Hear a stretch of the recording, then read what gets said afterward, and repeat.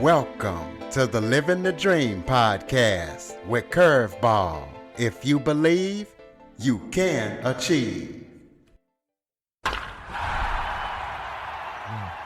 to the Living the Dream with Curveball podcast, a show where I interview guests that teach, motivate, and inspire. Today, I am joined by author Daniel Gray. He is the author of the memoir, The Man from the Medium, which he wrote by hand while he was incarcerated after January 6th, 2021. So we're going to be talking to him about that and, what he's up to and anything else that he's going to be up to and why he decided to write it.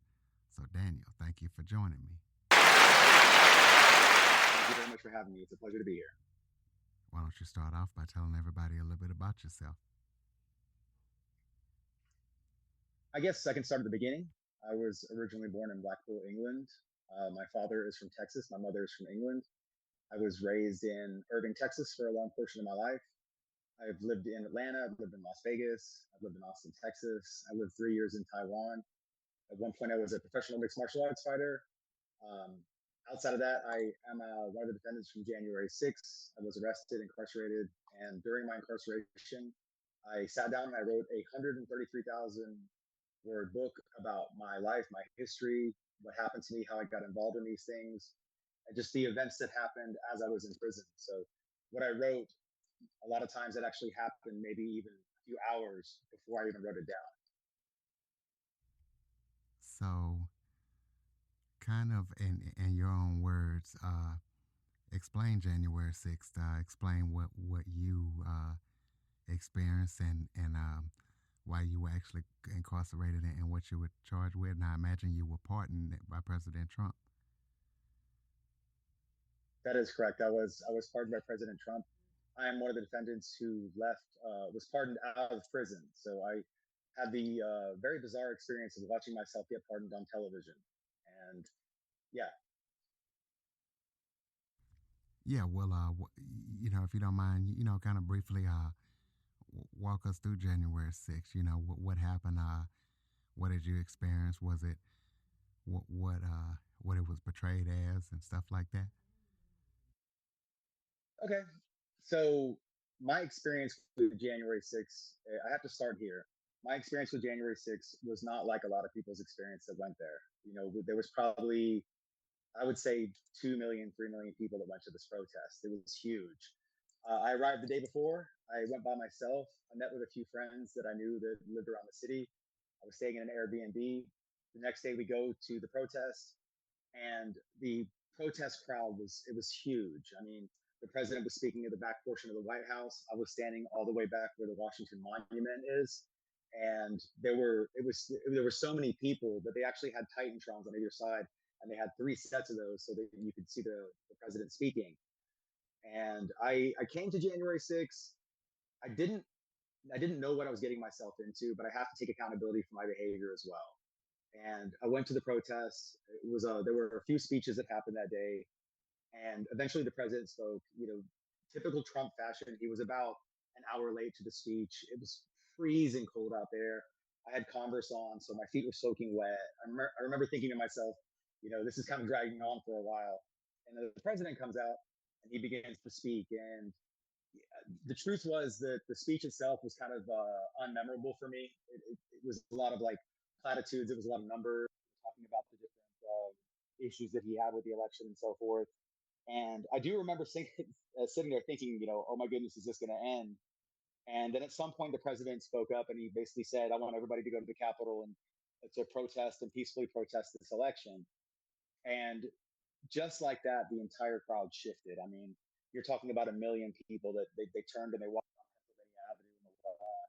And, it's about a good 30, 45-minute trek down the lawn, plus the crowd. So I guess it was probably about an hour from the position I was standing up until we got to the protest or the Capitol itself. And the thing people don't really know was that it was actually a very like a jovial event. Like I say, a lot of the people who went that day, they don't bear the same responsibilities that I bear for my involvement. There were people who were singing and dancing, people were hugging each other, people were dressed like Uncle Sam.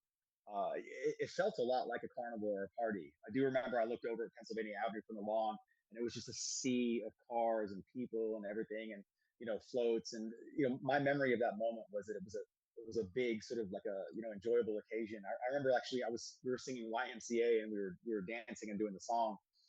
And so we arrive at the Capitol. It's around like 2 p.m. For my case, I kind of have the timelines, and nobody has any cell phone data because there's a crowd of 1 million people. So my assumption is that whatever the satellites or whatever were overwhelmed, and so nobody can hear what was going on. It was very very. I like to say you could almost hear a pin drop. And I remember I look over and I see an elderly couple, and they're winding up one of those old style ham radios, because everybody's trying to hear what's happening inside the Capitol. From our understanding, there's supposed to be a big argument or disagreement in Congress about, do they certify this election or not? And it was quiet as a mouse. And then all of a sudden, from multiple different areas, you hear this like explosion from 10, 15 people with megaphones, and they all in unison they yell, "Pence betrayed us." And the crowd, it explodes. I mean, there was like it was almost like being inside of an ocean. And to preface that, I've worked in nightclubs, and I've done festivals, I've done 80,000 person concerts and so on, and I've never seen that much movement before. And I guess I can just kind of unpack my involvement. I get separated from my group, and I walk to the front of the crowd, and I see a confrontation between the police and the protesters. And so I think to myself, I have an incredibly stupid thought, and I think to myself, I'm going to take my cell phone out, and I'm going to take a picture of the police and the protesters, and I'm going to post it on my Instagram.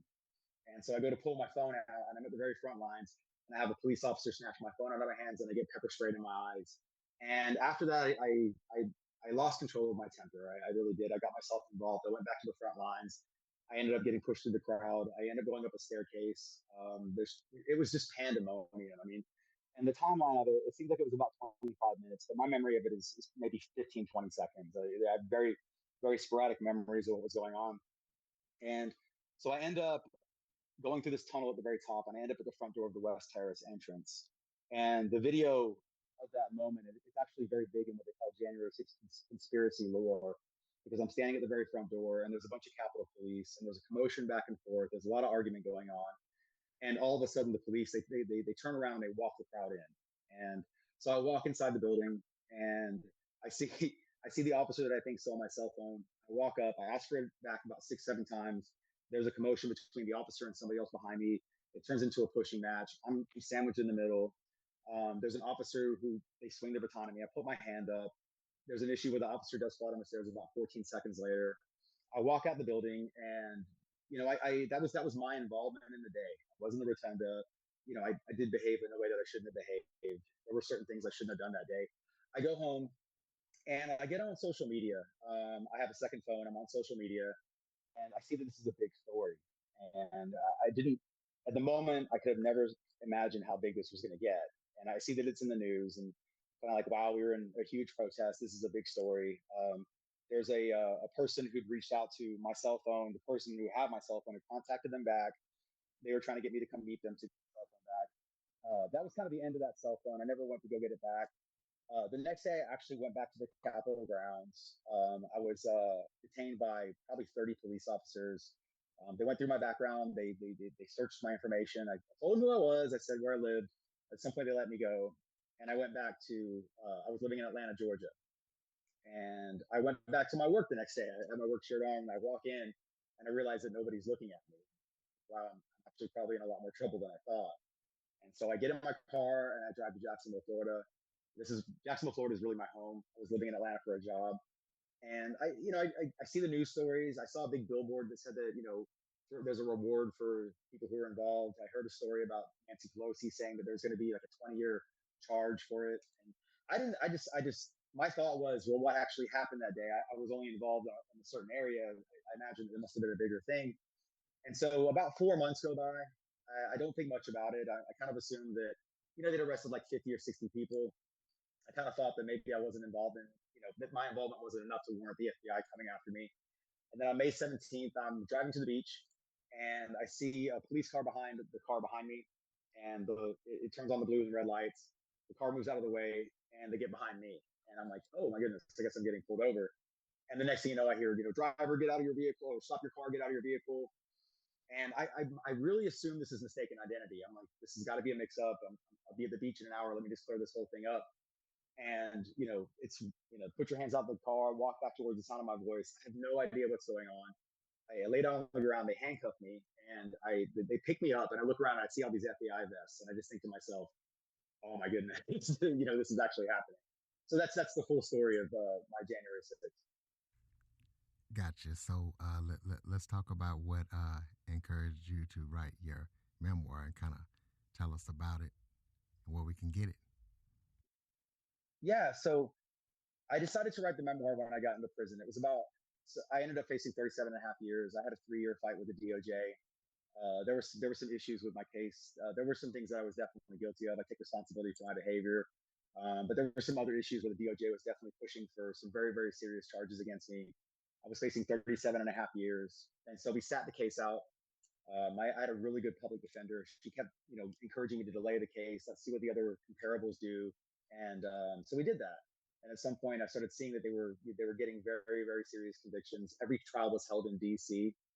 And so they were getting very, very serious convictions. And at some point, we had a fight with the DOJ about a very specific charge. At some point, the DOJ relented, and we reworded the statement of offense to the point where I was comfortable signing it. I signed it. We went in front of the Honorable Judge Amy Berman Jackson. She's a senior federal judge. She's a very left-leaning judge too, but I speak very highly of her because, at sentencing, she took my side on a lot of things. She actually gave me a lot of grace and mercy. So I have a lot of respect for the way that she viewed my case. And ultimately, I ended up getting sentenced to 30 months. The prosecution asked for 6 years. I got 30 months. I had a very, very successful case for what it was in the feds. And so I came back to Jacksonville. I had about a month and a half. I was in a relationship with somebody. She'd been standing by my side the whole time. And after that month and a half, I found myself, I was driving my way to prison. And I got to prison, and in prison you have nothing to do. There's no internet. You have maybe 10 minutes that you can use a computer every day. And so I just picked up a pen and paper and I said, I'm going to write down everything. I'm going to write an honest book about what happened. This is not a hero story. This is not a sad story. This is what happened. These are the mistakes that I made. And so I wrote my life history, living in England, how I came to be, a conservative mindset, what got me into the more radical views. And, as I'm writing the book, I started writing about what was actually happening in prison, because while I'm in prison, the Supreme Court takes up one of my charges. Obviously, we have that election. It was such a tumultuous election. It was a very, very difficult thing to go through while you're in prison, because you have the president saying, "Hey, I'm going to pardon you guys." You had the opposition who's kind of hinging the entire election on January 6th. And so I found myself in this really, really difficult situation where, I'm hoping for a positive outcome, but I'm also understanding that it might not happen. I've got people who support me in prison. I have people who definitely don't support me in prison. So I'm writing about those interactions. I'm also writing about my own sort of regret for being here, and how I got myself into this situation. And I'm also writing about the woman who I was dating at the time, because she was very important to me and she stood by my side. She was a big reader. So my thought process was, I'm going to write a book and I'm going to show her how much it meant for me to for her to stand by my side. And the reason it's called The Men from the Medium is I was in a low security prison, and I was in there with it was a lot of people who didn't have violent felonies. It was a lot of tax people. There was a lot of people from South America. Bizarrely, we had a lot of the South American drug runners that were in federal prison with us. But I'm writing this book, and at some. Let's take a quick break. Okay, everybody, it's Michael E. Cullen II. And I'm Sesame and Carta from the All Too Real 2 podcast. We're passionate about movies, TV, and pretty much all things pop culture. Dive into the chaos of failed sitcoms, direct-to-video sequels, and the quirky realms of cinema and TV. Join us every Thursday for your dose of All Too Real 2 entertainment. We'll guide you through debates like whether Howard the Duck qualifies as a superhero. Ponder if Larry the Cable Guy could be the new Rock or Schwarzenegger. Discover if some shows and movies should have stayed in the cutting room. Ever heard of a sitcom featuring that dictator with the funny mustache? Well, we watched it. We're dedicated to unraveling the peculiarities of pop culture, sometimes with awesome guests. So, if you're into the eccentric world of pop culture, listen and subscribe to All Too Real 2. Available wherever you find podcasts and on Age of Radio.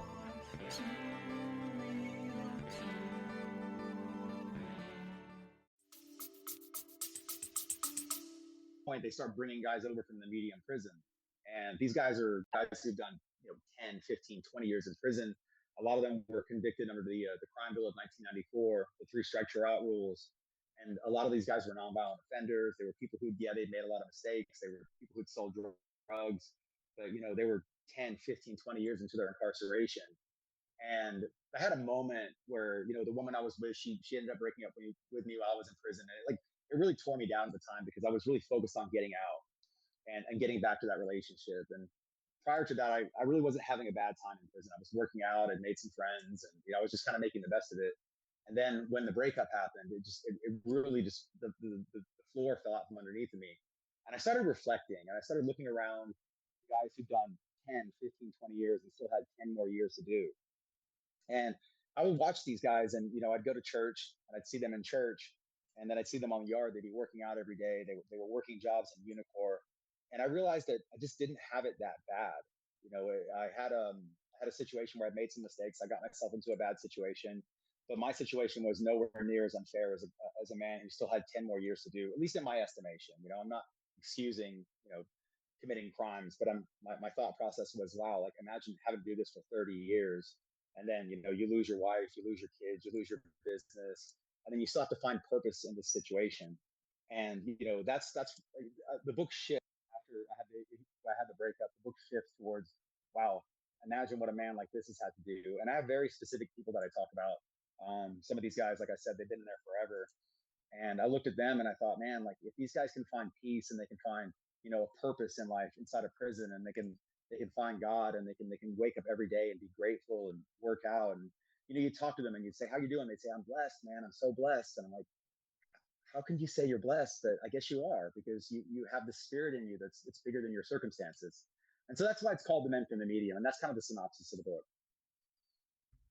Okay, well, let's talk about how writing by hand in prison, help you process pain and find meaning. Yeah, that was huge for me because, in prison, there's nothing to do. And you have a lot of time to sit there and just kind of stare at the walls. And that's what I did my first 4 months. I was in a bottom bunk and I would literally just lay in the bunk and I would look up at the top bunk and I would just stare at it for hours and hours and hours. And at some point I thought to myself, I have to do something more productive than this. And I actually met another inmate, and he's probably 20 years into a sentence, and he'd written 6 books. And I've never written a book. I have no idea, I had no idea how to write a book. And I asked him, I said, how do I start my book? And he showed me his first page. And I said, okay, I'm going to give it my best shot. And I sat down and I started writing. And I began with my the portion where I signed my plea agreement. I just went through the process of signing a plea agreement. The emotion involved. How taxing it really was, what that day was actually like for me. And then I backtracked and I told my life story, and I got into what was going on inside the prison. And I was having really tough days because there was a subsect of the people who I was incarcerated with that were very, very anti-Trump. I mean, that's just the nature of the world. Anywhere you go, you're going to have people who support or don't support the president.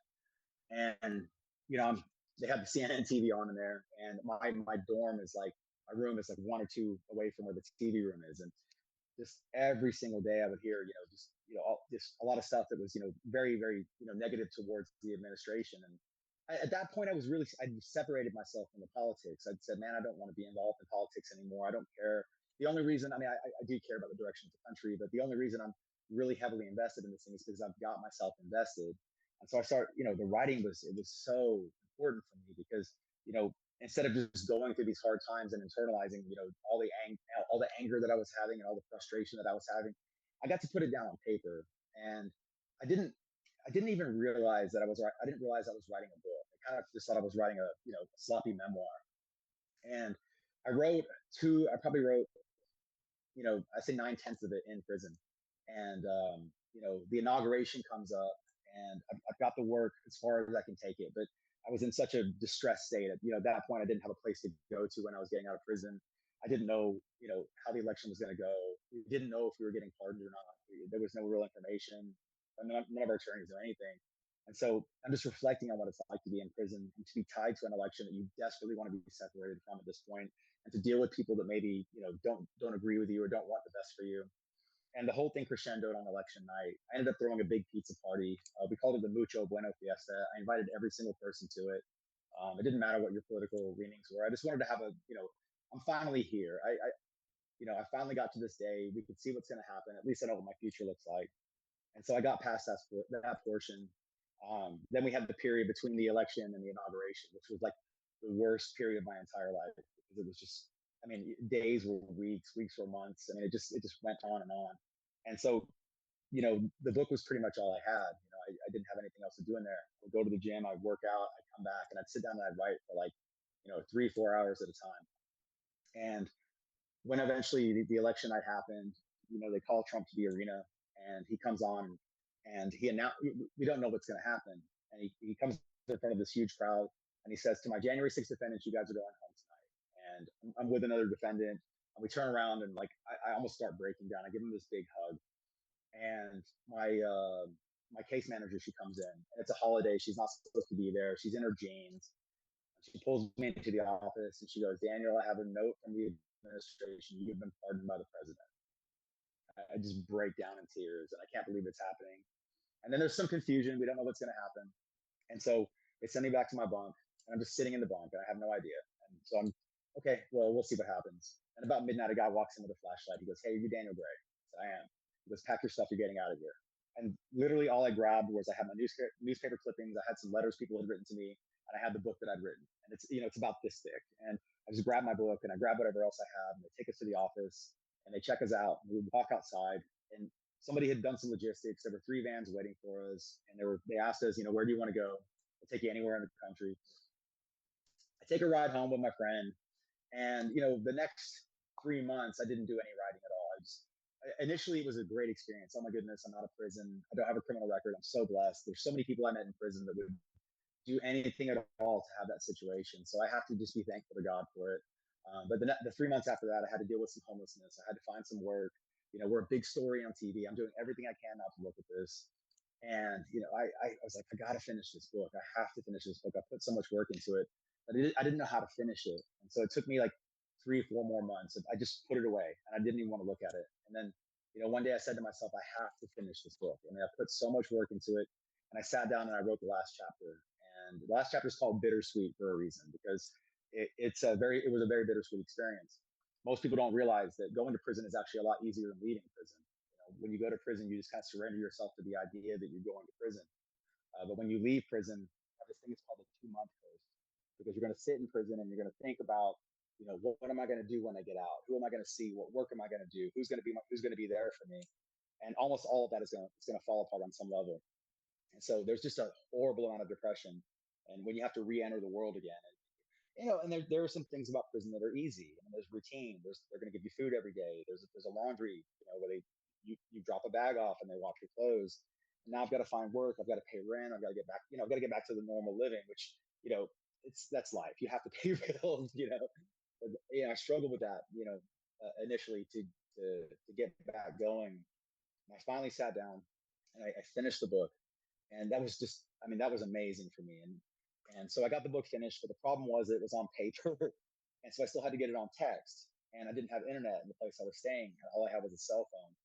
And so I took my cell phone and I talked to texted the entire book. This is almost a 400-page book. And I talked to texted the entire thing. And,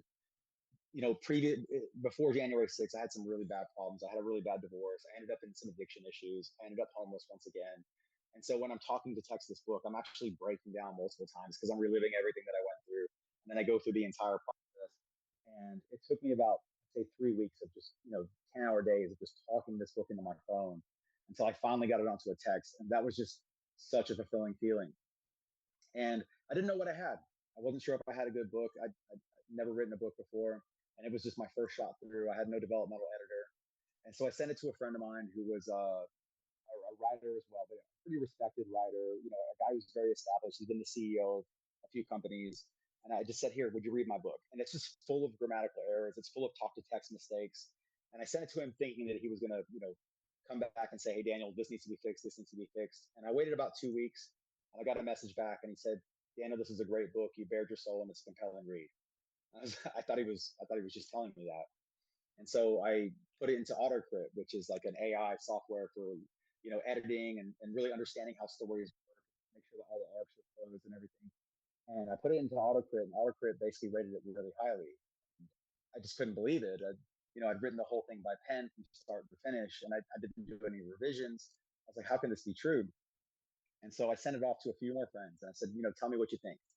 And you know, almost overwhelmingly, everybody was like, "This is a very good book." I mean, it's an honest book about what happened. You're very genuine about the things that you say, and it's very detailed in exactly what the process was like from start to finish of getting involved in this thing, how you got involved in it, how you intend to get your way out of it, and so forth.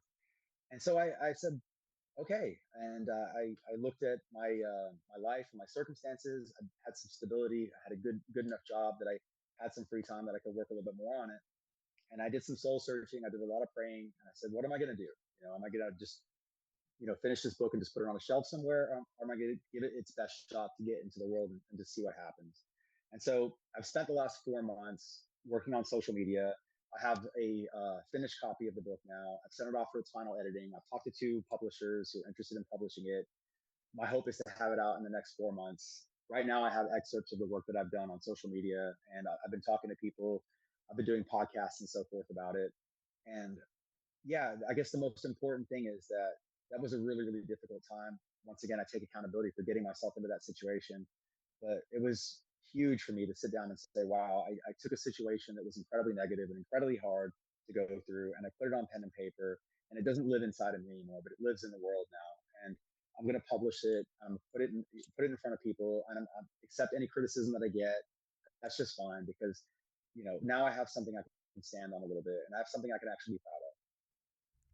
Well, talk about what accountability means to you now versus before you were incarcerated, and what do you hope readers take away from your book? Before I was incarcerated, I was surrounded by a lot of people who were supporting me. I had an attorney who was supporting me. In the sense, what I mean is they were supporting me from the conservative side. You need to fight this case. You need to go into court, and you need to, tell them this is a travesty. The former president is going on TV calling us hostages, and I'm not negating any of that. All I'm saying is that when you're facing the federal justice system, you have a 98% chance that you're going to be convicted. That is the nature of the beast. There is no beating a federal case. I mean, it's so rare that when it happens, it becomes a huge news story.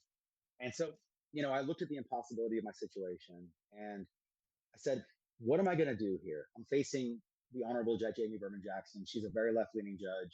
If you Google her, you're going to see that she's like kind of synonymous with Trump. Trump does something, she tends to rule against it.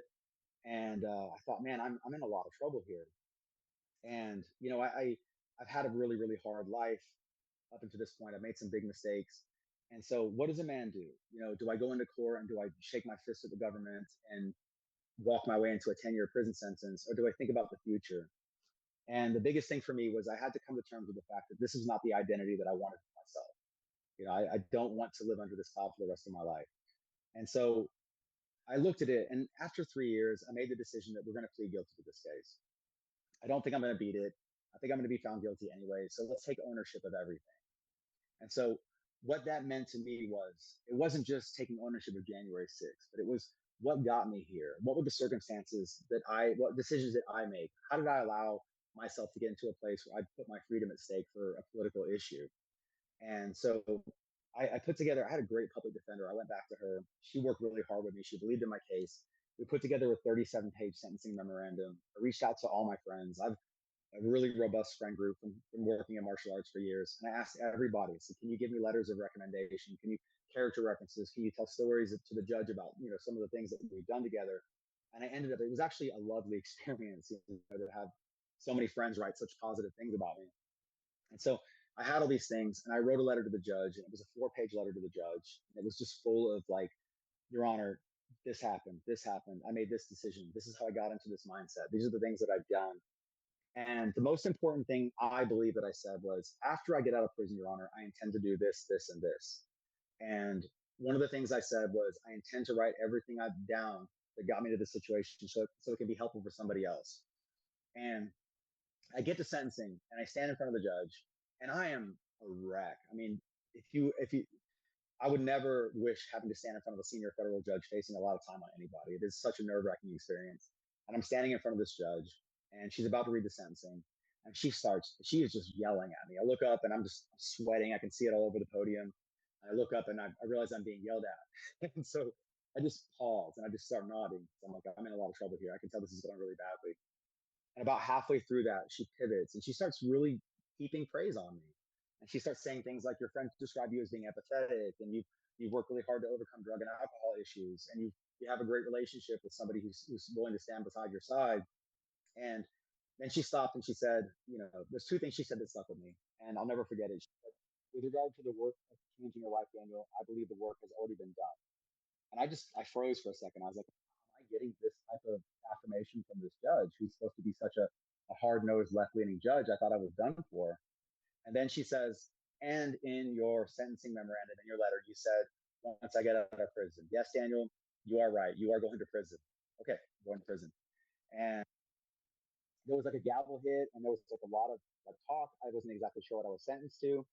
And I turn around to my attorney and I say, how much time did I get? And she goes, you got 30 months.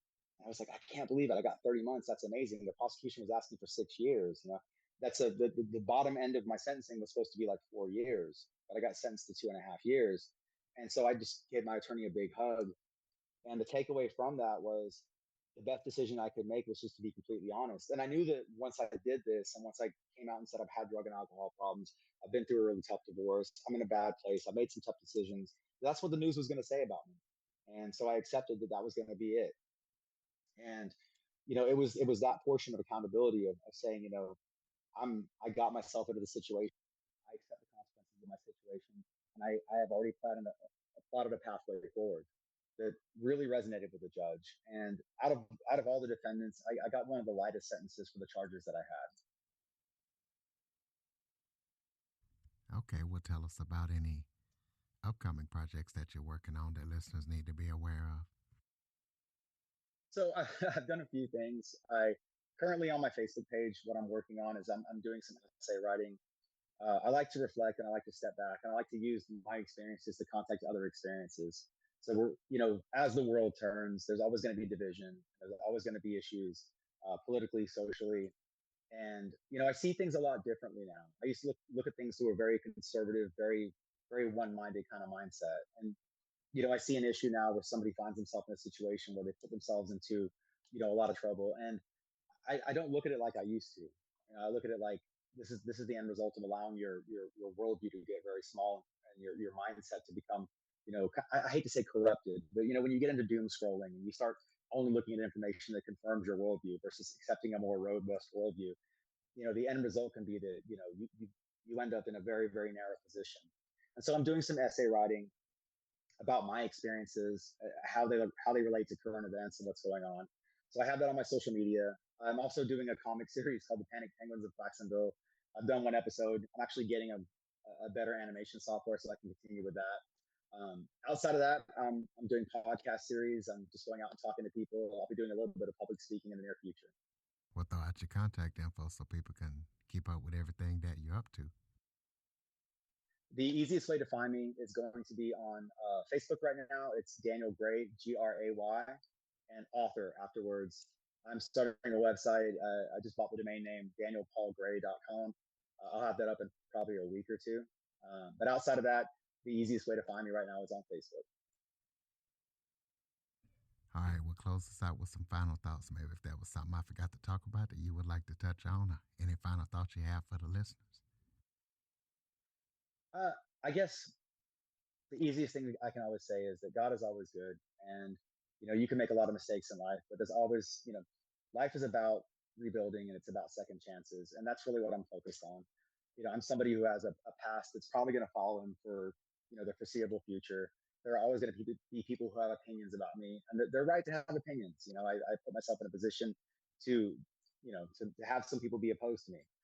But that doesn't mean that you can't change your direction, you can't find new purpose, and that you can't overcome your circumstances. And so that's my intent. Is life is bigger than politics. Life is bigger than the media. It's much easier to make change at home. It's much easier to work in your own world versus externalizing your world and focusing on the political world or what's going on outside. There's a lot of good work that you can do at home. So that's what I would encourage people to do: is to focus on the reality, focus on home. right, ladies and gentlemen. So you guys go check out that book. January 6th was a big story, and it's still mentioned every now and then. So check it out and learn, from one of the people that were actually there. Follow, rate, review, share this episode to as many people as possible. Go sign up for that new email list, www.curveball337.com. Sign up for the email list, and you can also leave a review, follow the show, get more information on the podcast, and share the website and the show to everybody you know. Thank you for listening and supporting the show. And Daniel, thank you for all that you do, and thank you for joining me. Thank you very much. I greatly appreciate your time. For more information on the Living the Dream with Curveball podcast, visit www.curveball337.com. Until next time, keep living the dream.